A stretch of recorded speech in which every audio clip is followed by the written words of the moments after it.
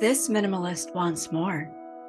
Enough-ism is the journey, a path to peace and joy. The world is full of distractions. Through mindfulness, we can find solace. You are enough with what you are and what you have right now, but so often we forget in our pursuit of more. So let us pause, be fully present, and appreciate the good in our lives and the good yet to come. Together, we can find Enough-ism. I'm your host, Reverend Yugen Bond, a retired material girl, author of Enough-ism, This Minimalist Wants More, a journalist, editor, and former professor and lecturer. This show explores mindfulness, meditation, and minimalism through conversations with people around the world about their journey towards Enough-ism. For more, visit IamEnough-ism.com. Enjoy the show. How do you become a minimalist? Let's talk about some ways. The first thing you want to do is think about different areas of your life. Break out your life into various boxes. So you may have the part of your life dealing with relationships, the part of your life dealing with your career and money, the part of your life dealing with spirituality or your connection to something greater than yourself. You may have a part of your life dealing with your family, your friends, your health, your wellness. And the first thing I'm going to do is to take those different areas and think about which sections bring you the most anxiety or the most stress or where you have the most tension. And certain areas may feel more full than others. And essentially, that's how our lives work. Every single one of us on this planet, there are times in our lives where we will have more areas that are full, more areas that are empty. And what we want to do is focus on the areas that are emptier. And this concept kind of comes loosely from, there's something online called the Level 10 Life, which is essentially where you break out your life into different segments and figure out what's full, what's empty. There's also an author called Stephen Covey who always kind of goes into topics like this. But once you've identified the areas of your life that feel empty, then you take steps to work to fill them. So when many people think of minimalism, they tend to think about their physical space, their physical environment. For many people, that does mean decluttering.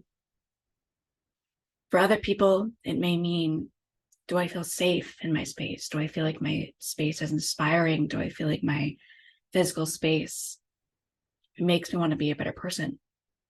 So, of course, this depends where you live, where you work, where you spend your time. You may have control over your space. You may not have that much control over your space. And essentially, by taking a look at that and kind of analyzing it, you can kind of connect the dots between, okay, I want to make sure that my physical space makes me feel expansive versus like I'm kind of cowering inwards. So what can you do?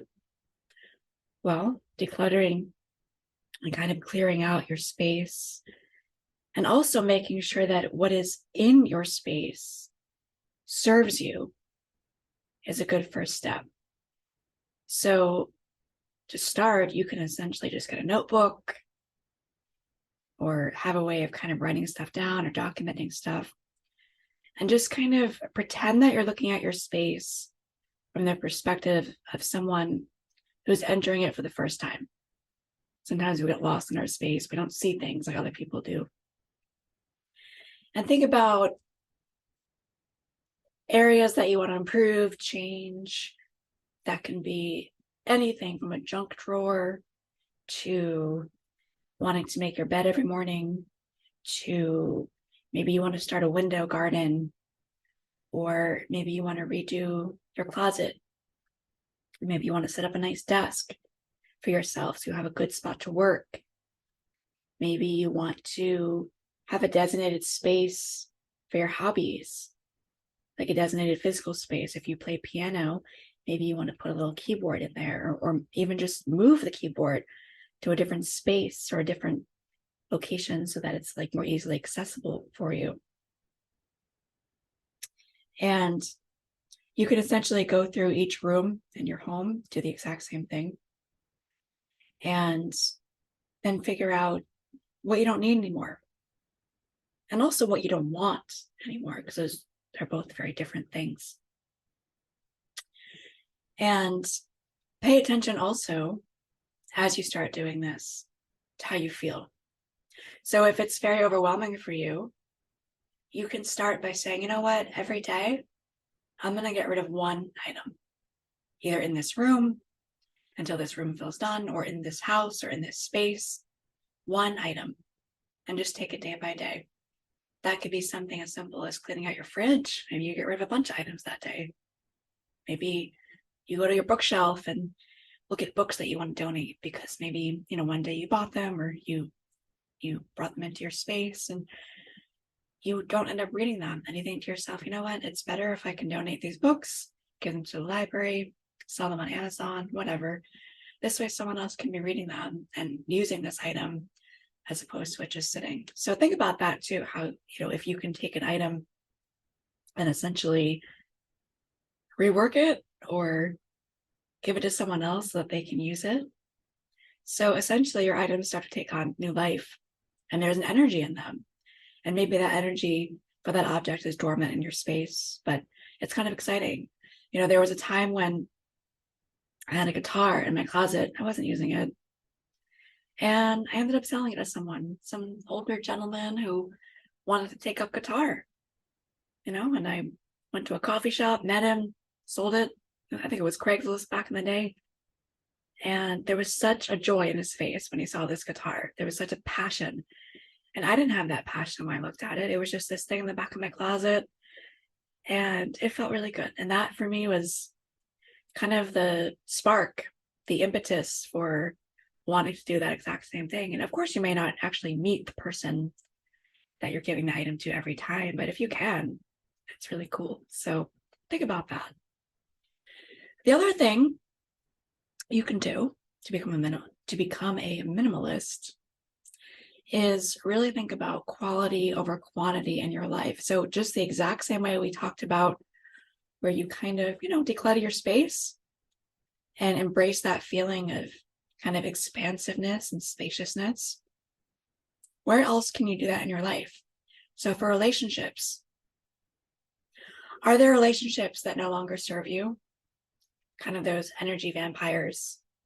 Can you either scale back on certain people?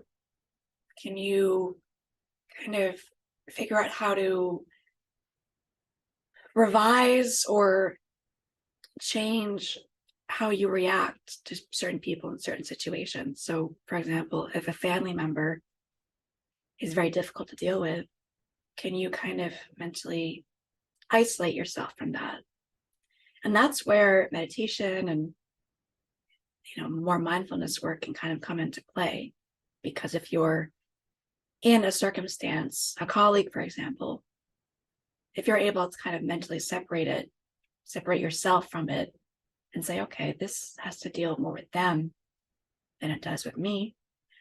Or maybe there's an interaction with someone where they're really digging in on you, but it doesn't have anything to do with you necessarily. It's more about themselves and kind of projecting things onto you. And of course, this may not always be the case. Every situation is different, but relationships and figuring out what you can do so that you're not always churning on something and you're not always feeling down after you interact with people. And when you do have interactions that are tough, even in the moment, you are able to kind of maintain your power and maintain your strength. So essentially protecting your mental health. So that is also an area of minimalism, quality over quantity in your relationships. And essentially doing this will help you create a space, a mental health space that is functional. Functional meaning it works.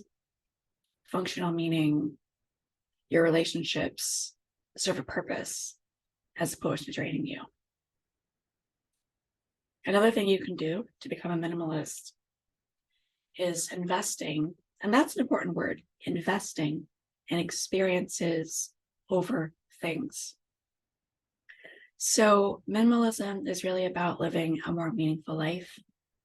And this can be something like going on a hike, spending more time with people who lift you up and support you, and really just trying to build out memories that bring you joy.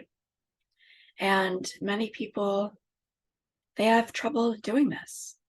And I have trouble doing this sometimes because sometimes work is too demanding, or you just kind of get in that rut and you don't find yourself taking the time to really prioritize experiences. And you can spend a lot of money on an experience if that is something that you need. So for example, if it's that vacation that you really want to take and you have the means to do that, focus on that.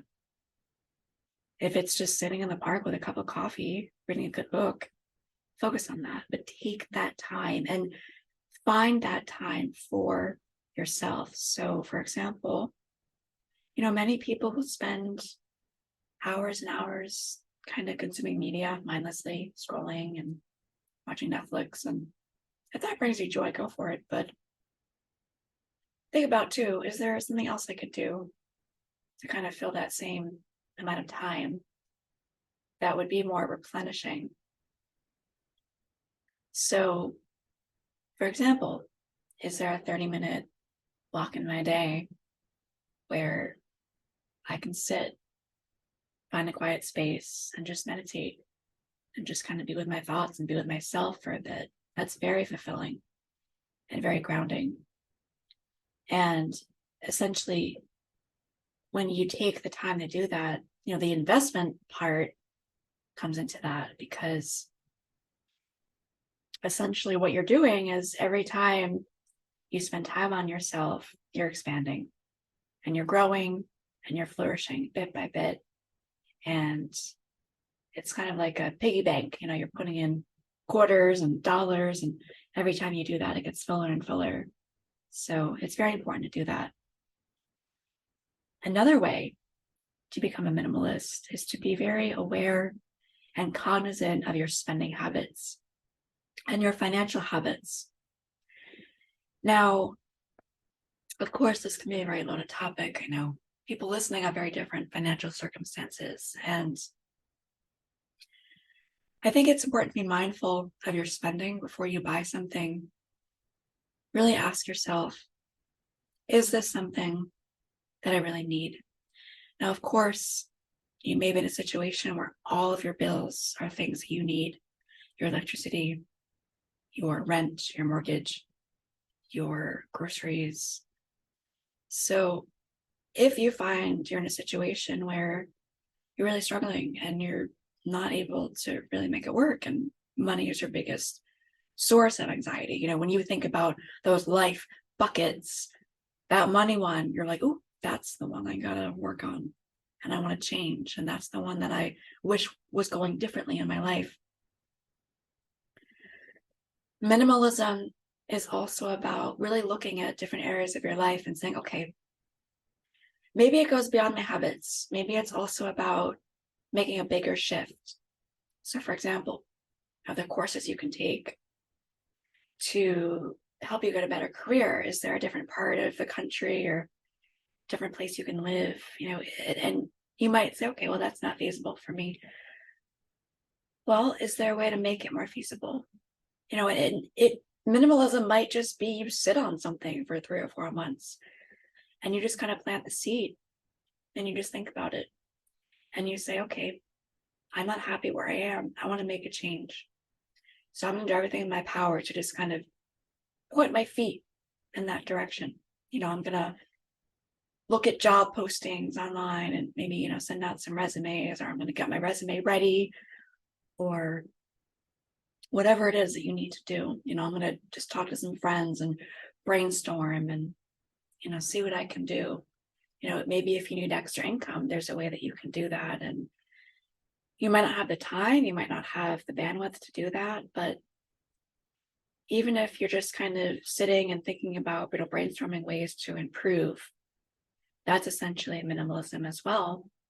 And then what happens is you start making shifts. And of course, the words that I'm saying may relate to directly. Some of it may relate more directly than other parts. But the point is that, there's always a part of your life where you feel kind of stagnant and kind of stuck. And you feel like you need to kind of break free and kind of shake it up a little bit and do something different. So for me, I started, and I'm doing this for a long time, going out to dinner by myself, going on trips by myself, going to concerts by myself. I have so much fun going to a concert by myself. It's awesome. Going to the beach by myself. I love it. It's great. And for me, that hits a lot of boxes. That hits the mental health box. That hits the kind of, get out and feel connected to the world. And I started doing that to kind of replace what once was a very addictive social media habit. This was years ago, when social media was different than it was now. Essentially, it wasn't so salesy, and there weren't as many influencers back then. I guess this is maybe say 10 or even 15 years ago. And it really helped because I found myself kind of sitting in nature, essentially, and sitting in a coffee shop and just kind of taking myself out on little day trips. And so anyway, taking that and kind of relating it to your life, is there kind of something that you're doing in your day-to-day that you want to replace or switch up or change? And a lot of times the simplest changes they're relatively small. Like if you were to explain to someone what you were doing, they might go, oh, that's cool. And it might not necessarily be this big groundbreaking thing that you're doing. I mean, it may be like, hey, you know what? You're right. I want to go back to community college and I want to take those courses and I'm going to do it. I'm going to get a scholarship and I'm going to make it work and I'm going to get more hours at work or, whatever it is. But, and that might relate to, that might not, but, think about different things you can do. And that's where journaling comes in as well, because you can always, say you want to take a month and just kind of journal on it and think on it and just brainstorm on it. And then eventually you might find certain ideas come to you where you go, oh, I never really thought to do that. There's a little window of opportunity here where I could essentially, switch up my lifestyle and do some good for myself. And so those are, really great ways essentially to work on becoming a minimalist. And minimalism ultimately is a journey. It is not a destination. It is not something where you check off a box and say, oh, I'm a minimalist now. Awesome. This is cool. There's always a part of your life to work on. There's always a part of your life to improve upon. And a lot of times you'll find that the more you start to improve upon, it's not necessarily like you feel done. There's always ways to grow and to improve your life. And, for example, whether you're, like I personally have decluttered my space to the point where I don't really feel like there's much left to change. But that doesn't mean that I'm not like switching out my space, for example, I started a little vegetable garden. I have a small space, but it's going strong. I have some flower buds popping up. I decided to do that because it brought me a lot of joy. I set up a really nice office for myself because I work from home and I wanted to make sure I was really comfortable. And I put my desk up against a little window. I only have one window. I have a studio and I wanted that window to have the desk, because I wanted to be able to sit and work and feel inspired and look outside.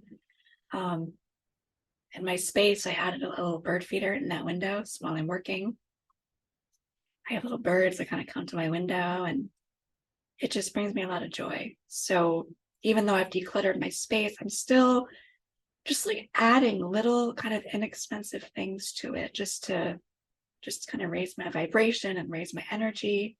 And it's an ongoing thing, in terms of my my life, I'm always looking for ways to improve and to replace habits. And, for example, my friend, she really wanted me to go with her and take dance lessons. And I said, you know what?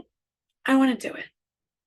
And it's West African dance classes. It's amazing. They have the drums, they have the music, it's loud, it's people of all walks of life, old, young, hippies, college students, professional dancers, a little bit of everything. And I go, and I don't always know the steps. I don't always feel like going because it's very loud. And sometimes I've worked a long day and I don't know if I want all this stimulation, but I go. And gets me out of my head. It connects me to a community. And it's now become a very important part of my life. And before it was just a thought, something I thought about doing. So the reason why I'm mentioning this is, hopefully that inspires you or kind of gets your brain kind of churning on, is there something simple that I've always wanted to do that I've kind of put off? Maybe you want to take up painting, or maybe you want to start your Etsy store, or maybe you want to start a YouTube channel, or whatever it is. Is there something that you want to start that can kind of add value to your life? Because that is also minimalism as well. It's not always decluttering and having less of, it can also be having more of. So like I said, I want more, peaceful moments, or I want more clarity in my life, or I want more space essentially in my home. I want to feel proud of the space that I live in. Whether that's just cleaning my space, or, making little nooks in my room so that I can attend to my hobbies. So anyway, that is a relatively brief, and we can go about this for a long time, but a relatively brief kind of synopsis of how you can become a minimalist. And there's so many different steps and so many different ways. And I'm going to actually be doing a lot of these series on my podcast later this month and over the next few months as well. Kind of just basic questions that some of my listeners have brought to my attention, things I want to know more about. So, for example, how the heck do you meditate? And okay, you mentioned journaling. How do I do that? And how do I declutter? Things like that. So I'm going to be doing a series that I'm going to be continuing. This is the first one. And I'm going to be addressing questions like this. And if you have other questions that you want to ask me or things you're thinking about, send me an email. My email is enough-ism-podcast@yahoo.com. And I'm happy to base a show on your question. So thank you so much for listening. I am Reverend Eugen Bond. This is the Enough-ism podcast, and I will catch you on the flip side. Thank you very much. Congratulations, you've reached the end of the Enough-ism podcast. Show some love if you'd like by subscribing and leaving a review. If you wish to support the show, you can download the Enough-ism ebook, now available on Amazon, by visiting IamEnough-ism.com. Make a Venmo donation if you'd like at Enough-ism. Questions or comments? Want to be a guest on the show? Drop me a note at enough-ism-podcast@gmail.com. I'm Reverend Eugen Bond. Remember, we are all enough just the way we are. See you next time.